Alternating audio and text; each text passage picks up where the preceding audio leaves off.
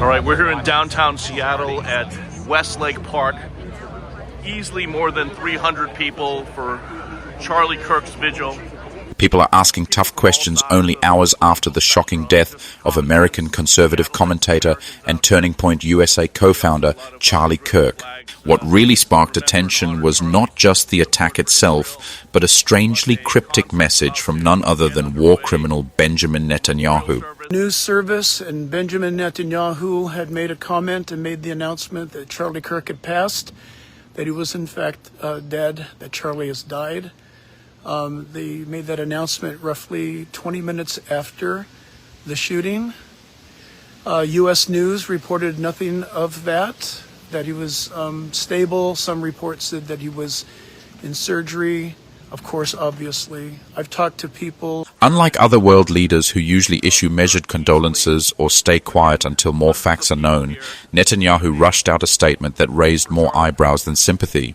His eagerness to respond so quickly feels less like compassion and more like a deliberate move, almost as if he wanted to shape the narrative before anyone else could. And that alone should set off alarms, especially when U.S. law enforcement, including the FBI, has already admitted they still do not know who the attacker was. Again, hundreds of people here this evening for Charlie Kirk, and just a lot of emotions. The accused remains at large, which makes many people who are familiar with the shadowy ways of Mossad nervous. The fear is simple. If Israel's infamous intelligence network has a hand in this, then the real killer may never be found. Now, let me be clear, I was never a fan of Charlie Kirk. His unapologetically pro-Israel stance, even as Gaza bleeds under genocide, made him an uncomfortable figure for me. But let's also be human here. I don't celebrate his death. Watching the video of that brutal attack, seeing his helplessness as blood poured out, it moved me to tears. Not only for his family who now face unbearable loss, but also for Palestinians who face this kind of sniper-style assassination on a near-daily basis. What happened to Kirk in an instant is the grim reality Gazans endure constantly under Netanyahu's criminal war machine. It still baffles me that someone like Kirk, a Christian who claimed to stand for truth, could be so easily deceived by Netanyahu's lies. Yet towards the end of his life, cracks began to show in his once blind loyalty. Take a moment to like and share this video.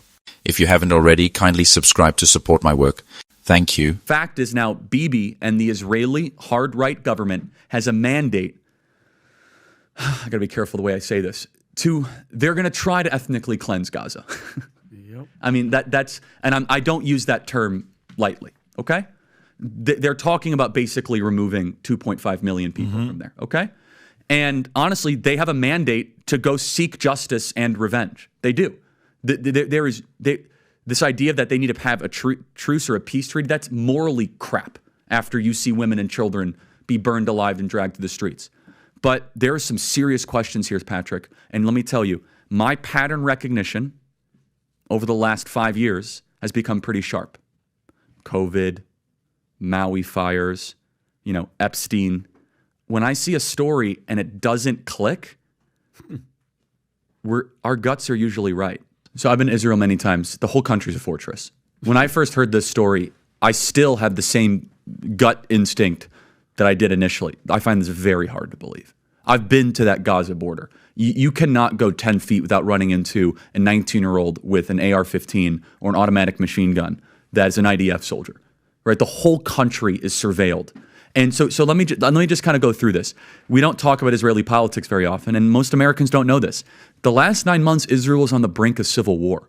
It's not an exaggeration. This judicial stuff, there were hundreds of thousands of Israelis taking to the streets because Bibi Netanyahu was basically redefining the Israeli constitution. That's not an exaggeration, right? He said the judicial branch has too much power. There were protests planned this week against Netanyahu where they anticipated tens of thousands of people to take to the streets.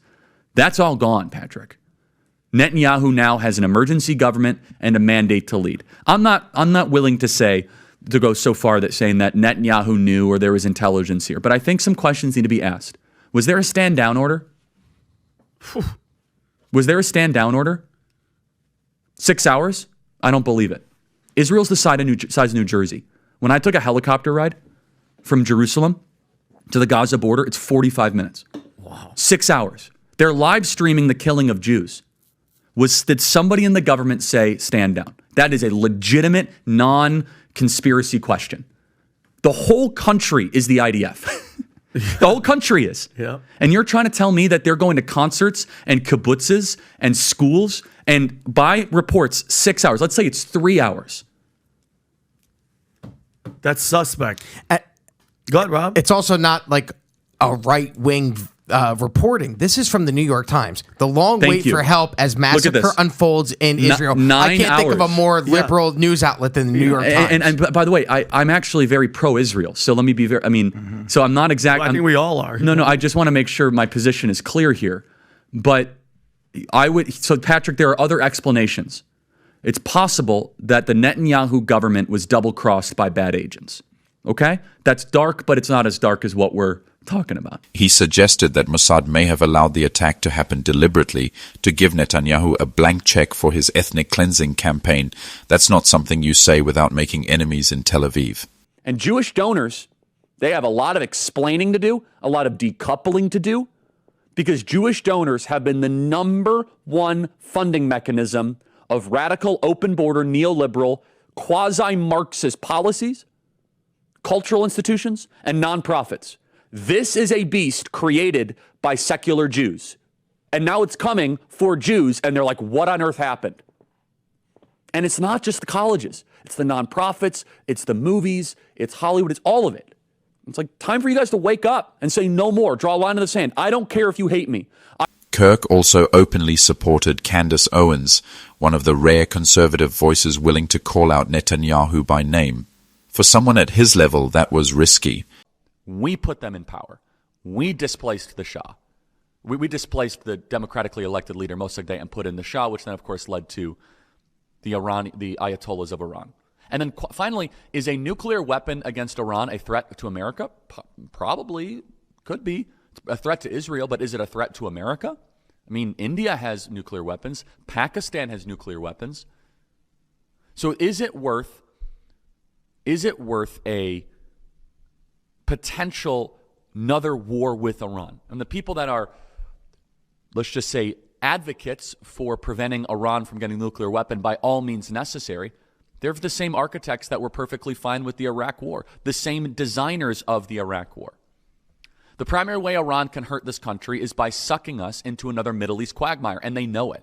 And Iran would have the potential to be the worst Middle East quagmire of all time. Iran has 90 million people. That's more than 3 times as big as Iraq was when we invaded 22 years ago. It's larger than both Afghanistan and Iraq combined, both in population and in area. Iraq was at least mostly a flat country. It's a bunch of cities along a couple rivers, the Tigris and the Euphrates. Iran isn't like that. It's almost all mountains. Iran has spent decades preparing specifically for war with the United States. Their military has lots of weapons designed for fighting a much stronger adversary. They have a lot of drones, a lot of speedboats, a lot of cheap, expendable weapons. They're far more formidable than Iraq or the Taliban were. And I seriously want your thoughts. Email me, freedom@charliekirk.com. Would you say it's a good idea to use military force to strike potential Iranian nuclear targets? My whole life, I've been told that Iran is getting a bomb. Iran is getting a bomb. Iran is getting a bomb. Iran is getting a nuclear bomb. And yet here in 2025, they do not have a nuclear bomb. So why should we trust the American intelligence without verifying it? A few months back, an X account run by Harrison H. Smith claimed that Kirk confided to someone close to him that he feared for his life. The post read, "I'm not going to name names, but I was told by someone close to Charlie Kirk that Charlie thinks Israel will kill him if he turns against them. Now, if you hear that and still think Zionist influence in America is some fringe conspiracy, then you're not paying attention." This was coming from Kirk's own inner circle. I don't have much to add to it other than basically like a month ago, I watched an interview with Megyn Kelly and Charlie Kirk, and I thought they looked scared, and I commented on that, made a video out of it. And then like a day or so later, I was talking to this person, and the way I remember the conversation going was that we were just talking about sort of Israel and Zionism and Zionist influencers, and Charlie Kirk came up, and I remember the other person saying to me, well, you know, Charlie Kirk says he's afraid to go against Israel because he thinks they might kill him. And I said, that's crazy because I just made that video about how Charlie Kirk seems scared. That's crazy that you're saying that right now. That context makes his sudden silence on certain issues more understandable. Many, including myself, are starting to believe that Kirk's pullback from questioning Zionist power wasn't a change of heart, but pure fear. When you connect the dots, it becomes chilling. He still spoke occasionally about Zionism in tones that were skeptical, even while broadly defending Israel. Jewish communities have been pushing the exact kind of hatred against whites that they claim to want people to stop using against them. Now, I don't like generalizations. Not every Jewish person believes that. But it is true, the Anti-Defamation League was part and parcel with Black Lives Matter.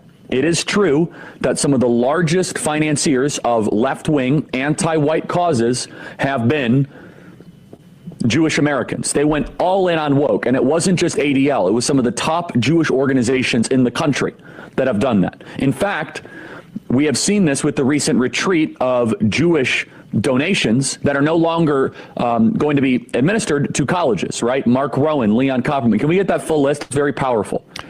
The part of so that's totally true. And by the way, Tucker Carlson reinforces this. So I'm going to it was quite a day on the internet. Tucker Carlson was interviewing Candace Owens. We have Candace Owens coming up next hour.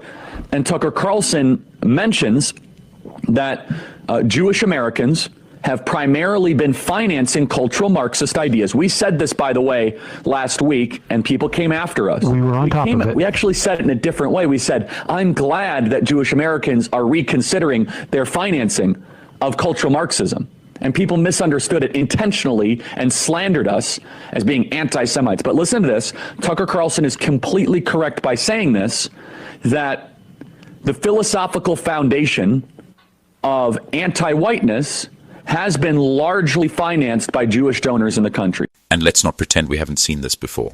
From journalists silenced after exposing Israeli war crimes to activists smeared or criminalized for supporting Palestine, the pattern is clear. Anyone who dares question the Zionist agenda risks retaliation. For Charlie Kirk, dabbling into those dangerous truths may have been enough to paint a target on his back. His death leaves haunting questions that Netanyahu's cryptic message only makes louder. Was this just another random act of violence, or was it a carefully calculated warning to anyone left, right, or center who dares to expose the lies propping up Israel's apartheid regime?